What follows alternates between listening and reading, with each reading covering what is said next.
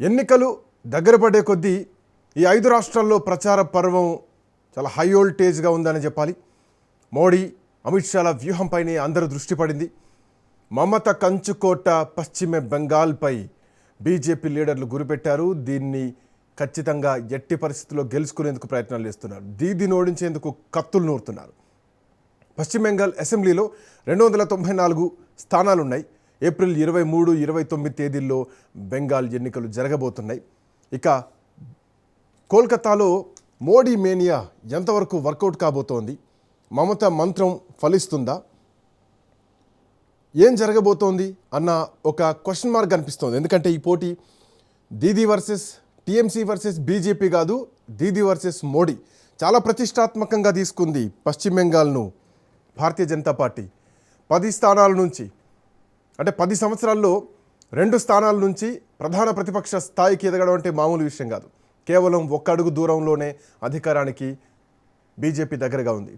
So ఇప్పుడు ఏం జరగబోతోంది? ఒక ఉత్కంఠ కనిపిస్తోంది పశ్చిమ బెంగాల్లో. మాట్లాడదాం. మనతో పాటు అందరు సత్యం గారు కూడా జాయిన్ అవుతున్నారు. సత్యం గారు నమస్తే. నమస్తే. ఈసారి చాలా సీరియస్ తీసుకుంది బీజేపీ.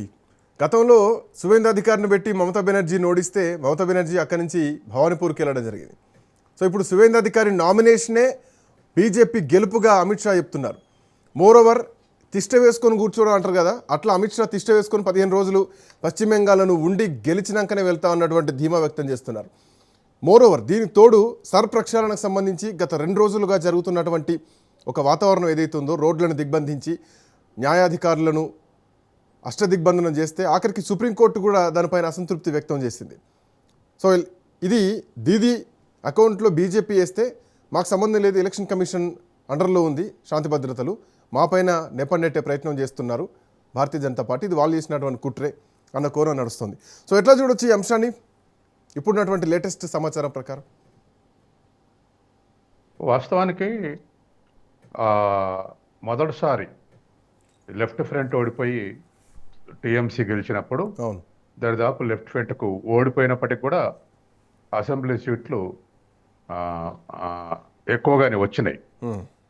కానీ రెండోసారికి మూడోసారికి ఆ ఓటింగ్ 2%, 3% పడిపోయి 1 సీటు 2 సీట్లా పడిపోయినాయి.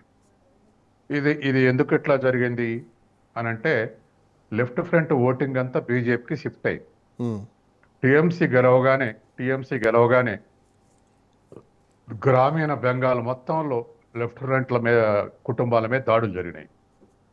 దరిదాపు కొన్ని వేల ఊళ్ళల్లో ఊళ్ళో వదిలేసి వెళ్ళిపోయారు లెఫ్ట్ ఫ్రంట్ కార్యకర్తలు ఆ దాడులకు. అవును.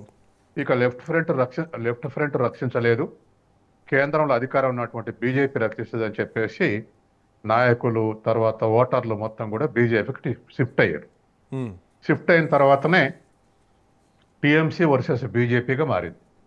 వాస్తవానికి సంస్థాగతంగా బెంగాల్లో బీజేపీకి బలం లేదు. లెఫ్ట్ ఫ్రంట్ ఓటర్లు, లెఫ్ట్ ఫ్రంట్ క్యాడర్ టీఎంసీ దాడులు తట్టుకోలేక బీజేపీకి షిఫ్ట్ అయిన తర్వాత లెఫ్ట్ ఫ్రంట్ యొక్క ఓటర్లు, తర్వాత లెఫ్ట్ ఫ్రంట్ సీట్లు, లెఫ్ట్ ఫ్రంట్ ఓటింగ్లో ఎరోజన్ వచ్చింది. ఇప్పుడు బీజేపీకి కొత్తగా గెలిచాలంటే ఏకైక ఆశ ఒకటే, ప్రభుత్వం దీదీ ప్రభుత్వం దరిదాపు 3 దఫాలు ఎన్నికైంది. కాబట్టి గత 15 ఏళ్లుగా టీఎంసీ యొక్క అణచివేత ధోరణికి వ్యతిరేకంగా, లేదా టీఎంసీ యొక్క పరిపాలనకు వ్యతిరేకంగా, లేదా యాంటీ ఎస్టాబ్లిష్మెంట్ అనేటువంటిది ఇవి ఎక్కువైతే తప్ప లేకపోతే బీజేపీకి కలిసి వచ్చే అంశాలు లేవు.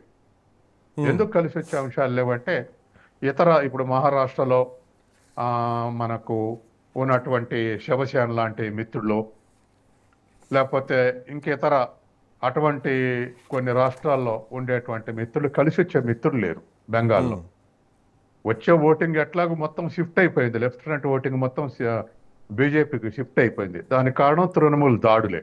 అవును, గ్రామాల రక్షణ కొరకు బీజేపీ నీడని చేరారు. ఇప్పుడు కాంగ్రెస్ కూడా వేరుగా పోటీ చేస్తుంది.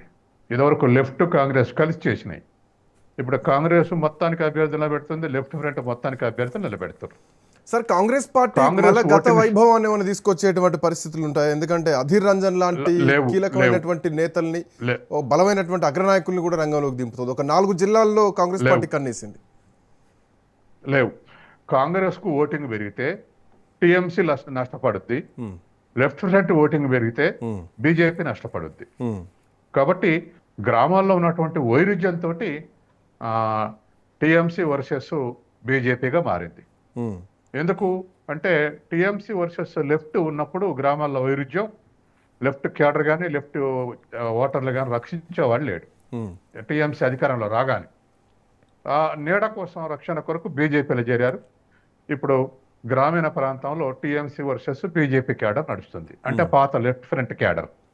కాబట్టి ఇవాళ బీజేపీకి కొత్తగా మళ్ళీ వచ్చే మిత్రులు లేరు. ఉమ్, ఎందుకంటే వచ్చేవాళ్ళు లెఫ్ట్ నుంచి వచ్చారు, కాంగ్రెస్ నుంచి పోయేవాళ్ళు టీఎంసీకి పోయారు. ఉమ్. ఇంకా అంటే సార్ టీఎంసీ టీఎంసీ నుంచి పోయిన వాళ్ళు, సార్ టీఎంసీ నుంచి బయటికి పోయిన వాళ్ళతోటే ఎక్కువ ప్రమాదం ఉంటుంది. ఎందుకంటే గతంలో సువేందాధికారి విషయంలో అదే జరిగింది. ఇప్పుడు కూడా ఇట్లాంటి ఎపిసోడే కనిపిస్తోంది. మౌసం బెనజీర్ వాళ్ళు ఈ మధ్య కాలంలో అట్లా టీఎంసీ పోయిన నుంచి కాంగ్రెస్ వాళ్ళందరూ పార్టీలోకి అట్లా వెళ్ళారు. పోయిన వాళ్ళందరూ బీజేపీకి దగ్గర అయ్యారు. ఉమ్, కాంగ్రెస్ కానీ లెఫ్ట్ ఫ్రంట్ కానీ దగ్గర కాలేదు. ఉమ్, కాబట్టి బీజేపీ ఏవైనా 4-5 సీట్లు అట్లా పెరగొచ్చు. ఉమ్, కాబట్టి బీజేపీ అధికారం రావాలంటే ప్రభుత్వ వ్యతిరేకత, ఉమ్, ఆ, ప్రభుత్వ విధానాల వ్యతిరేకత కానీ, ప్రభుత్వం యొక్క లేకపోతే కరప్షన్ కానీ, ఇంకెటువంటి అన్నీ కూడా తయారైతే తప్ప గెలిచే అవకాశం లేదు బీజేపీ. ఉమ్, మిగతా కలిసి వచ్చే మిత్రుడు లేరు బీజేపీకి. ఉమ్, తర్వాత రెండోది, ఇవాళ అమెరికా ఇరాన్ మీద దాడి, దరిదాపు సగం బెంగాల్లో 30% ముస్లిం ఓటింగ్ ఉంది, ఉమ్, సగం జిల్లాల్లో. వాళ్ళంతా కూడా ఇవాళ ఆ, కాంగ్రెస్కు ఫేవర్గా, టీఎంసీకి ఫేవర్గా ఓటేసేటువంటి అవకాశం ఉంది. అంటే సార్ కాంగ్రెస్ అదవరకు పార్టీ కాస్త నియంత్రణలో ఆల్మోస్ట్ ఒక ఉన్నటువంటి 30 ఏండ్ల తర్వాత కాంగ్రెస్ పార్టీ ఇక్కడ ఇండివిజువల్ గా పోటీ చేస్తోంది.